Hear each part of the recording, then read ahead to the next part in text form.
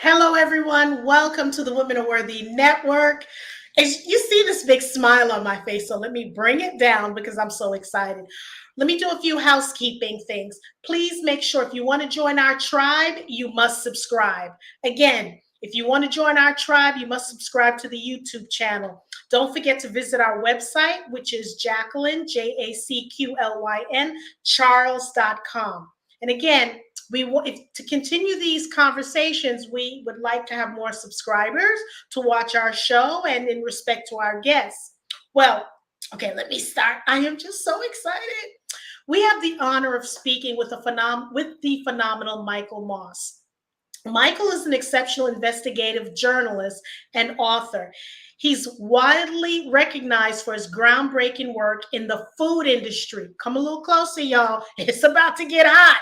The food industry. With a keen eye for detail and an insatiable curiosity, he's uncovered the hidden truths behind the processed food we consume daily. Okay, I know that's a lot, but let me repeat that. He has uncovered the hidden truth behind processed food that we consume daily. So food that you're not cooking from scratch, that's what we're talking about. Also, I am so honored to have the first Pulitzer Prize author, journalist. Okay, this man comes with credentials. He also has one of the best-selling books out there. It's called Salt, Sugar, Fat, and Hooked Food. Okay, free will and how the food giants exploit our addictions. So without further ado, because when I tell you his resume is long and strong, I need to sit because I'm getting perched. Okay, this man comes with wonderful credentials. So without further ado, the Women Are Worthy Network, we are proud, we are honored to have the one and only Mr. Michael Moss. Hey, thank you for having me. Thank you for being here. And I know you're extremely busy, and we appreciate you, coming in and being a wonderful guest. Now, there's so many questions that was sent to me that I should ask because this is really a conversation piece that we're having. First, let's rewind to know a little bit more about you. Why did you decide, and when did you decide did you want to, you know what, there's so many things that I can investigate. Let's start with the food industry. Like, how did you get there?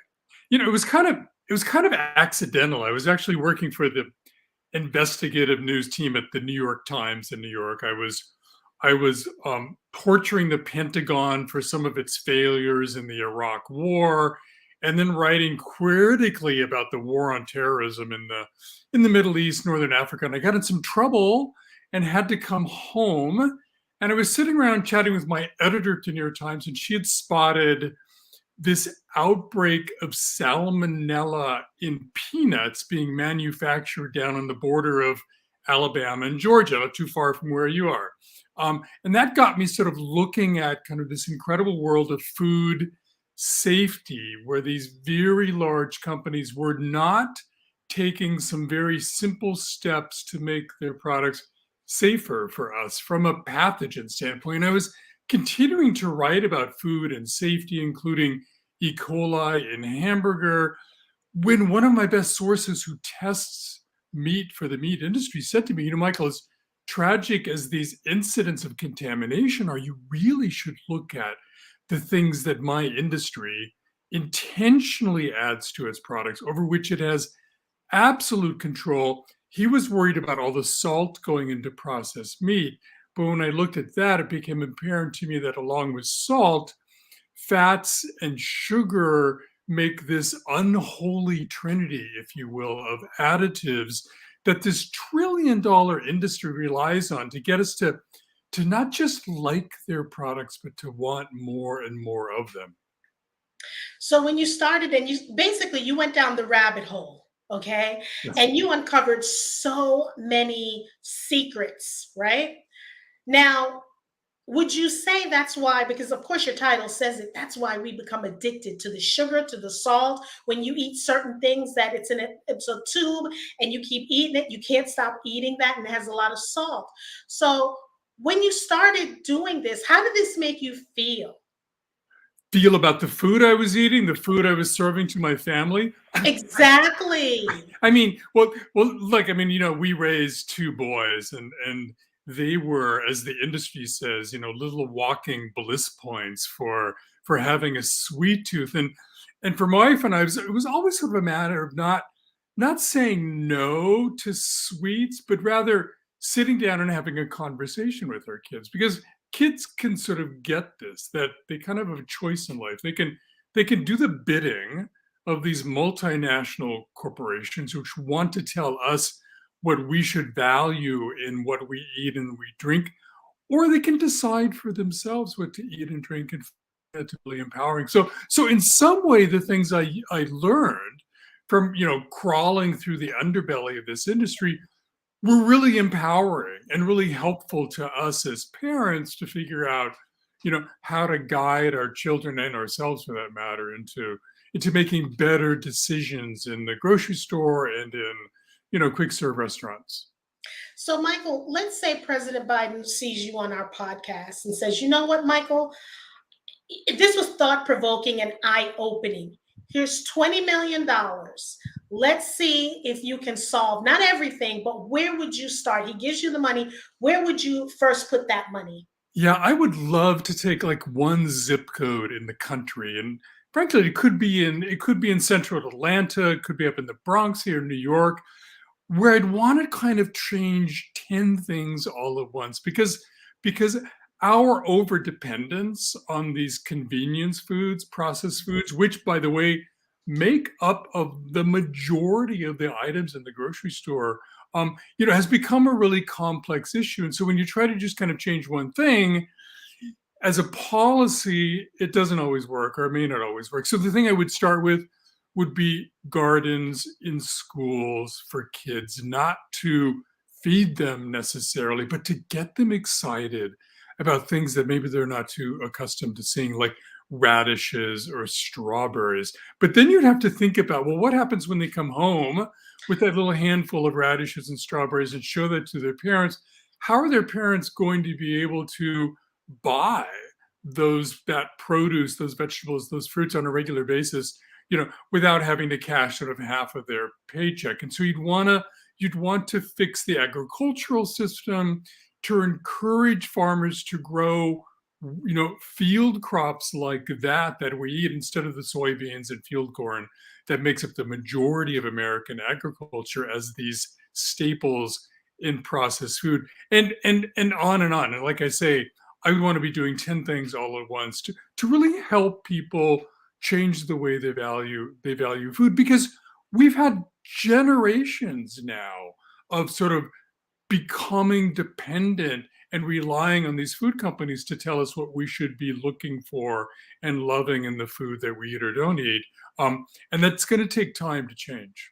Yeah, it will, because what I remembered when I was younger, in my community, we had healthy foods going into the stores, right? Because I lived in a predominantly Jewish community.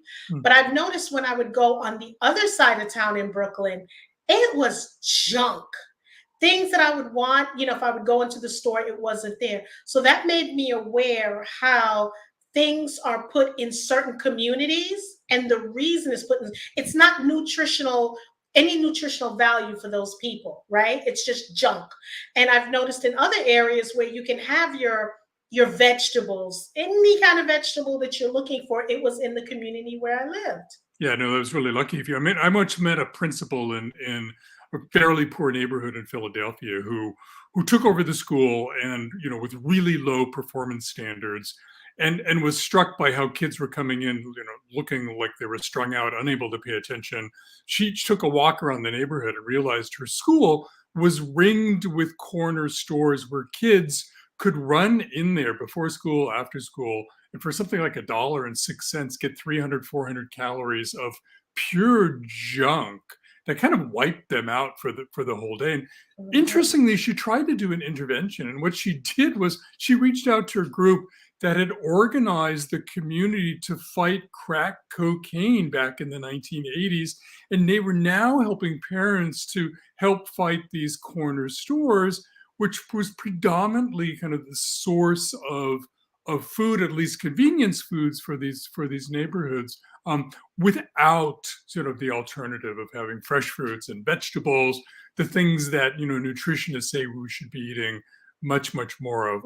But when she finally did sort of get some action on the ground, she noticed the kids getting incredibly more focused and more patient and more able to perform on their schoolwork. It was a little bit of a miracle. When Mayor Lemon, Adams got elected, right? right? I would, because I still have family in New York, so I'll come back and I go back and forth. And when he got elected, what I was most happy about is because his plant-based lifestyle, how he was sick and diabetes and on and on and on, overweight. And the minute he just transitioned to the plant-based lifestyle, his A1C improved, his health, overall health, and he lost weight.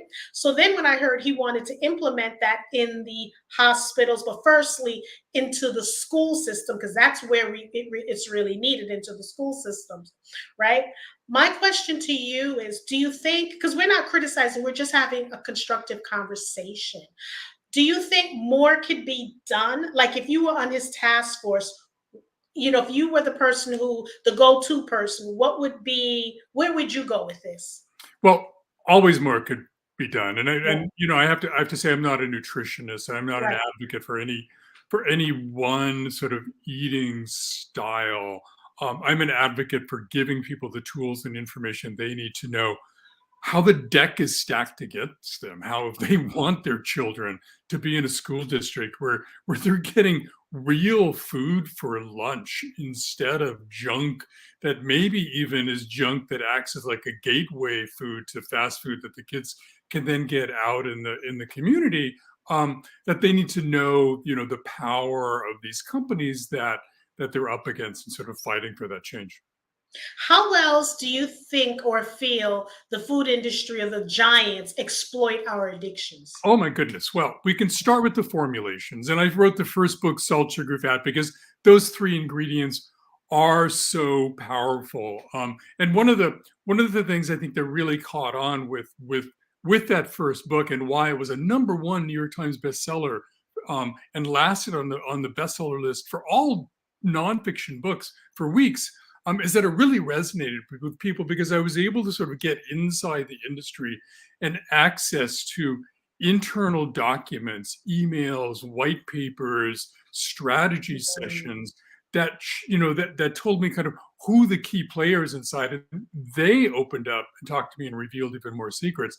And as I mentioned, the overwhelming sense you get from that material and those interviews is that this is an industry that's driving day and night to get us, again, not to just like their products, but to want more and more. And of course, that's really critical because there's nothing wrong with being able to eat one Oreo cookie and putting the bag away, if that's where you can limit yourself. But so many people, you know, on the spectrum of dependence or addiction, if you will, can't help but open up a bag and eat half the bag in one sitting. And that's really sort of the part of the problem here is that the way that these products are designed through their formulation, through their marketing to get us to overeat, to overdo it on them. And why for so many people, abstinence is just the only way they kind of deal with those. I mean, for example, I met a legend in the industry. His name was Howard Moskowitz. He was trained in high math at Queens College and then experimental psychology at Harvard. Howard was responsible for creating many of the biggest icons in the grocery store. He invented what he described as the bliss point for sweetness, in which he adds sweetness to products at a very sort of precise calculation, not too little, not too much. He walked me through his recent creation of a new flavor for the soda Dr. Pepper, in which he started with no less than 60 versions of sweetness, subjected those to some 3 or 4 thousand taste tests around the country, and took the data and threw it in his computer and did his high math regression analysis thing. And out came these bell-shaped curves, where at the top of the curve is they kind of look like the things you would grade kids on in school, but at the top of the curve was not the dreaded C, it was the bliss point. Not too little, not too much. And the thing is, when you talk to nutritionists, the problem with Howard Moskowitz's work that he did for the industry is that the companies didn't just engineer bliss points for things that we know should be sweet, like soda and cookies and ice cream.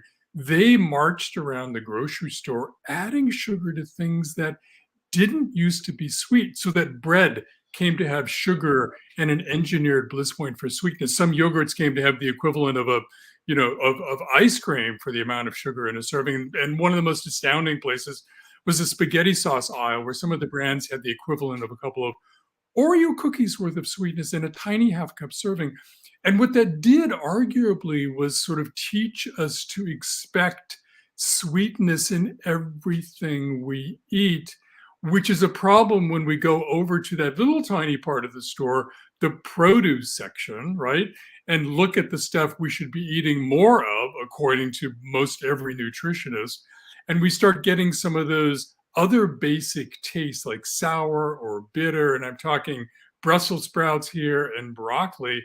Your brain is going to rebel. And if you have little kids with you, they're going to like drag you back to the rest of the store looking for the sweet stuff. So that's one of the ways that the food industry has, exploited our innate born liking for sweetness, in a way that makes them tons of money and gets us to basically adopt eating habits that have a hidden price tag to them.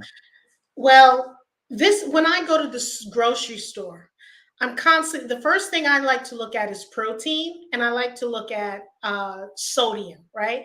Then I look at sugar. I could not believe I wanted to get some, I think it was ginger ale or something. I think a lot of people don't know how to read labels because I think they see things like 6%, let's say, of sugar, but they don't realize when they see total sugar, it's 36 grams of sugar, right? And you just said something that made me want to do something. I think now when I go grocery shopping, because when I go grocery shopping, I'll do videos and, like coconuts and things that I'm getting. I think I want to start doing things without showing the labels like, hey, this is X, Y, and Z. Look how much sodium is in there. Because we already know how much, well, some people don't, whether you're going to have 18 to 1,000 grams of sodium per day, you can just eat two, like you said, you can have two things and you're over the limit. I'm seeing crackers. I see so many things when I go in the store. Cereal is over the top. When I look at almond milk, that's back in the day, it was just almond milk. Now they have sugar in it and it's supposed to be unflavored almond milk, right? And I'm seeing sugar, I'm seeing salt. And I'm like, when does it stop? When, you go get some juice, the juice should be 100%, but then you'll see it says 2% juice. Mm. So that's all the additive and preservatives. But I hear what you're saying. So I like that he started something. So what things can we do other than get your book?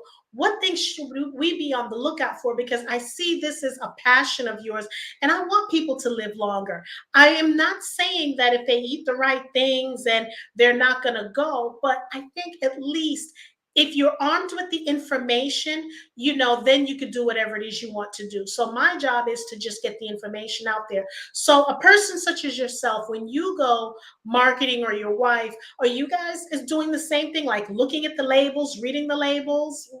Yeah, I mean, we pretty much develop shopping lists before we go to the store, right? Because so much of the strategy of the grocery store, working with the food industry, is to get you to buy impulsively, right? It's to knock you off your shopping list. So, we as a matter of routine have a list, at least in our heads, if not down on paper, that we kind of stick to. So, after that, maybe we're looking at new products. What we do, which you just mentioned, which is you turn the product around and you find that very small print thing called the nutrition facts box. And look, it's really hard even for me to read and make sense of, because I don't even know how many calories I'm eating in a day, much less kind of totally how many grams of sugar, but it does give you some indication of the amount in an individual product. And so when we go shopping with our kids, for example, or when they were younger, we would say to them, look, guys, in the cereal aisle,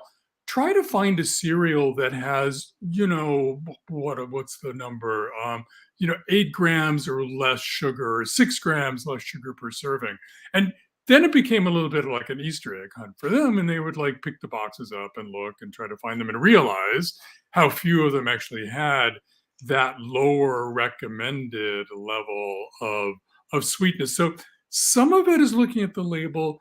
Some of it, I think, is also though thinking about the ways that you can take back what the food industry stole from us. And I think convenience is one of those things that the industry has hyped to death and convinced us that when both parents are working outside the home, nobody has time to cook meals for the family.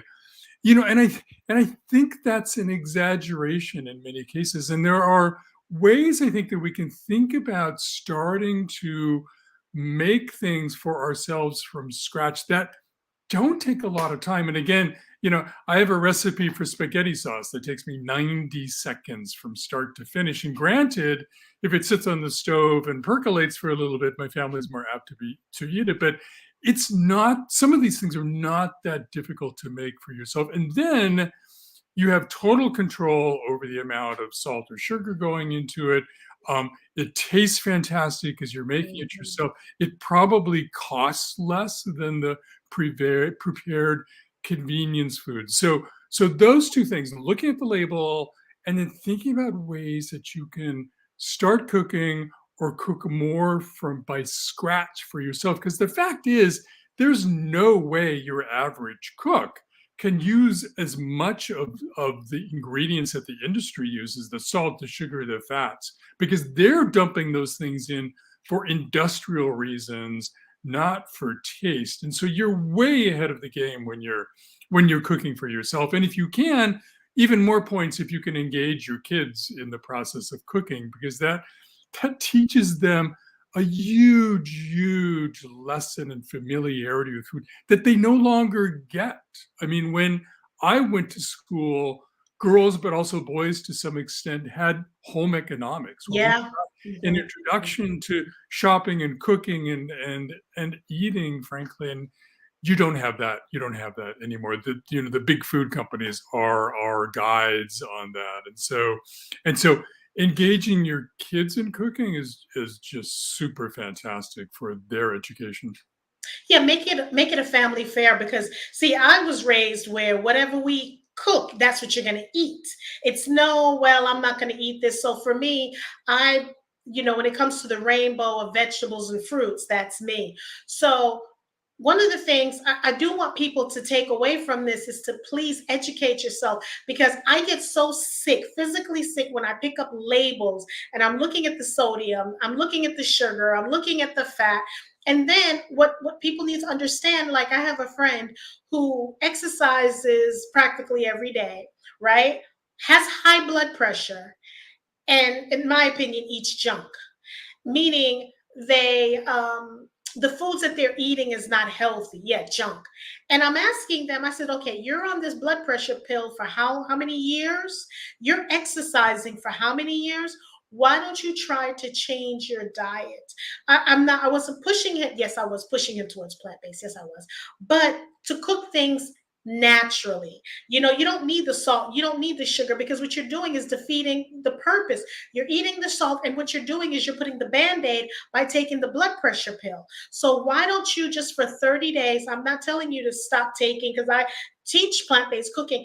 You don't have to stop taking your pill. I'm not going to say that because I'm not a doctor, but at least start implementing juicing, implement the grains and things like that, but I hear this from everyone. Oh, it's too hard. It's not too hard. What's more expensive?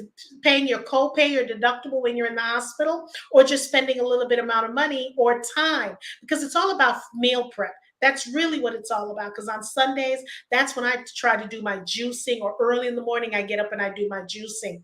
So, what do you think people's relationship is with food, particularly in the United States? I mean, I think it's something that we lost sight of when our lives became crazier and crazier. And I really kind of trace it back to the 60s, 70s when more women began working outside of the home, and fewer men, if any, stepped up and said, "No problem, I'll help you out in the kitchen. We can continue to cook our food." That is what opened the door to these companies. And really, there's 10 big companies controlling what we eat. For them to come in and say, "Hey, no problem, we'll make dinner for you." It was affordable, it was yummy in some sense, certainly alluring. It was convenient, but the price tag for that is humongous. I mean, even before the pandemic, we were at an obesity rate as a crude measure of sort of our overdependence on processed food. Granted, and with caveats, but obesity was at 42% in this country the pandemic, right? And we're talking about, on average, having a minimum of 35 extra pounds as we're heading into hotter and hotter climate eras, right? So that's certainly and then obesity is of course being associated with cardiovascular disease, type 2 diabetes, on and on and on. People have been making a calculation recently that for every dollar we give to the processed food industry, we're having to spend $1 to try to fix the trouble that processed food is causing in our lives, especially to our health. So that's $1 trillion for those companies and another $1 trillion to the pharmaceutical industries, to the dieting industries, for many things that just don't work. But to go back to what you were saying before, how great would it be if you go to your doctor's office, for, a significant health problem caused by, related to your eating habits. And if along with that terrific medicine that that doctor prescribes, they prescribe fruits and vegetables to you. Mhm, mhm. Prescribe it, knowing that food can be medicine in the sense that it can help get you back on a healthful track and help prevent the kind of disease that's just plaguing this country. Processed food is the new tobacco. And I think that's a really excellent way of kind of looking at these food products and the trade-off, we've given to these companies, convenience for health. Do you know, while you were researching and, do you know if there's a link between the food industry and the pharmaceutical industry? Like, are they in bed together? I haven't seen that yet, but I wouldn't be surprised if we do. What I did see, going back in time, back to the 1980s through the mid 2000s, was that the single largest processed food manufacturer in North America was none other than the single largest manufacturer of cigarettes, Philip Morris, through Really? its acquisition of this old company called General Foods, and then Kraft, and then Nabisco, the maker of Oreos. Yeah, it was crazy, right? Because the tobacco guys were rolling in cash from cigarettes and looked around and go, what else can we get into here to kind of invest our money?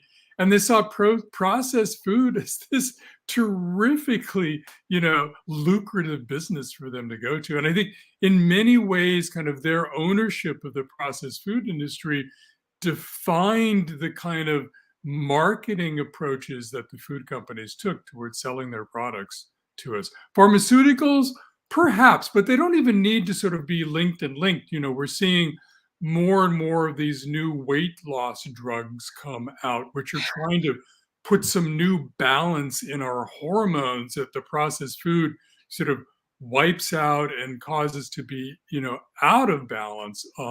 And so they kind of work hand in hand. Again, dollar for dollar. You're right, because I don't even want to get started on that drug that they have that's out there, because I'm asking people who I know who are telling people that they're taking it. Are you not worried about 5 years from now what it could be doing to your liver, kidney, and digestive tract? They're like, that's 5 years from now, Jackie. I want to look good now. And we're in such a microwavable, no pun intended, society that we want things now. Mhm. If it took you, for example, when you're pregnant and you gain 40 pounds and it took you 9 months, it should take you that long to lose it. But everyone wants that quick fix. One of the things that surprised me I started doing my research a couple of years ago to find out so many foods that we're eating in the United States are banned in the UK, and Mm. we're eating them here. And I was just so happy to show a couple of my friends, and they're like, "Whatever, Jackie." And I'm like, "Wait a minute, it's banned in the UK. If it's banned in the UK, why are we even eating it? Why is it allowed on the shelves?" And I understand we're busy, we're working, we have the kids, but we have to make time for ourselves, because if we don't do it now, later on, we're going to be paying an expensive price. Yeah, no, I think you're absolutely right. And I mean, look, it may be hard to convince people who don't want to focus and think about that. And in some ways, fine. I mean, let them be. Right. But there's so many people out there who do care about what they're putting in their bodies. They do care about the consequences. And it's hard enough and time consuming enough to try to help those people make better decisions. Because I tell you, it's actually getting harder to walk into the grocery store now and make a good decision about what to buy, because the companies are in this phase now where they're trying to pretend to sell us better for us products, or rather less bad for us products. And it's getting trickier to read the labels and sort of pick out the better ones from the worst ones. So again, a standard that I rely on in my own work, which is that the more convenience there is in that product, the more likely you're going to Mhm. find, hidden harms to your health, either short term or long term. And you're seeing this around the world, by the way, too. And though even though Europe bans, a number of ingredients, additives that are allowed in the U.S., you're starting to see American style processed food Yes. in food meccas in Europe, in Mhm. Paris, in Rome, in Tuscany. And it's really sort of sad to see that. And people there are alarmed about the global spread of these food giants in capturing new markets around the world, even as we in the United States start getting more aware and taking back more control of our own eating habits. Yeah, because I love the fact in my island, everyone cooks and the food's fresh. You go in the back, you pick your garden. If you want your soursop or your mango, you can get it from the tree. And I literally cried when I started hearing the big chicken companies or a franchise was making its way to Jamaica. And I'm like, "Oh no." And then when I started to see on Sundays, that's where the people were going to eat and not cooking.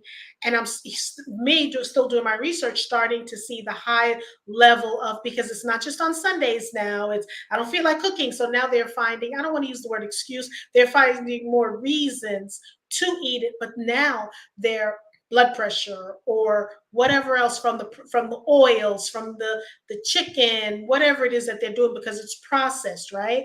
And just, but they're addicting, because I spoke to one lady and she says, I'm so addicted. The chicken is so salty. I'm just so addicted. I have to have it like 3 times out of the week, along with French fries. And it was kind of heartbreaking for me. I'm with you. I am not here to convince the people anything. What I'm doing, I just want to give the information. Some may want it, fine. Those who don't, fine. But if I find information, and that's why we're all about on the Women Are Worthy Network, we're here to educate, we're here to entertain, and we're here to empower. So once we bring people such as yourself, who's a lead expert, to talk about things like this, they can digest it and make better decisions or stay where they are. Because I would feel, remiss not to bring someone on this platform to share. So, okay, where do you see, this is a good question for me. Where do you see us headed in the next 5 years when it comes to food? Probably a split and more diversion between the haves and the have-nots. People who can afford to spend time thinking about food and shopping well and/or cooking when it takes time, and those whose lives are just so crazy that they continue to be dependent. And so you see this sort of schism in society again over people who can eat well and people who can't. Unfortunately, that's the road that I think we're headed downward right now. Michael, where can people reach out, have a, book you for, coming out to speak? And let's talk about where they can get your book. Yeah, yeah. So I have a website. It's called mossbooks.us. So it's my name, MOSS, and then books and .us. And you can see my books there. You can get my email there. Other ways to sort of contact me. You can see examples of the talks I've given to schools and companies and organizations around the world who are concerned about this and working on it. What else? Oh, and you can see salt, sugar, fat in many of the 22 languages that the book is now published in, because Wow. again, this is like a global crisis, if you will. That's engaging people in many, many other countries. What if you could leave a gem? Because I like when people leave gemstones, a takeaway. What takeaway would you like the audience to get from this? You know, I was hesitant to call these food products addictive because I thought that was kind of just too harsh and caustic. But I've totally come full circle on that for lots of reasons we don't have time to go into. But one of the reasons is that you can draw incredible lessons from other addictive substances to help you deal with these food products. And one of the key things about addiction is that for many people it happens on a spectrum. So there are some people, as I mentioned, who can't go near Oreo cookies without losing control and eating half the bag. And for them, the strategy is going to be abstention. Do everything you can to keep those Oreo cookies out of your life, out of your home, out of your hands. For other people, the problem that they have with food is kind of like the 3 p.m. craving, right? Yeah. Where their blood sugar's low, they're looking for something sweet or what have you. They're reaching for those cookies. And for them, the lesson from the world of alcohol or tobacco, even some drugs, is that those cravings come on so hard and so fast that you have to get ahead of them. And so that 3 p.m. craving, you have to have a plan. And whether it's to call a friend for help or eat something else like nuts that'll tide you over for dinner or take a walk around the block, whatever your strategy is, you need to be executing that at 2:55 in order to avoid the 3 p.m. craving from hitting you. Because once it hits, Yeah. it's going to be so hard that you can't control it. And then I think at the other end of the spectrum are those of us who just kind of missing the love and the beauty of family and friends sitting around to kind of home cooked meals. And there, I think the solution is again, sort of, think about ways and look to experts who are doing this, easy ways to shop and to prepare meals by scratch. And has a wondrous effect on your ability again to kind of retake control of your eating habits and change the way you value food rather than letting these companies dictate that for you. So that's, I think, the main takeaway for me is that we all sort of have different levels of challenges here where the strategy can be equally different for all of us. And we want to thank everyone for tuning into the Women Are Worthy Network. Again, I told you, he's filled with wisdom. He knows what he's doing, what he's saying. And I want people to, again, my goal for this platform is to educate, entertain, and to empower. And I think this was a great conversation starter. My TikTok is Jacqueline Charles. I normally post my foods on there when I'm making foods. If you're looking for quick breakfast, get rolled oats, and I tell people that. So it's on my TikTok. And again, we want to thank everyone for tuning in. And we want to thank the one and only Michael Moss. Thank you for just imparting some of that wisdom so we can then take from this and do what we need to do. So without further ado, we want to thank everyone again. Don't forget, if you want to join our tribe, what?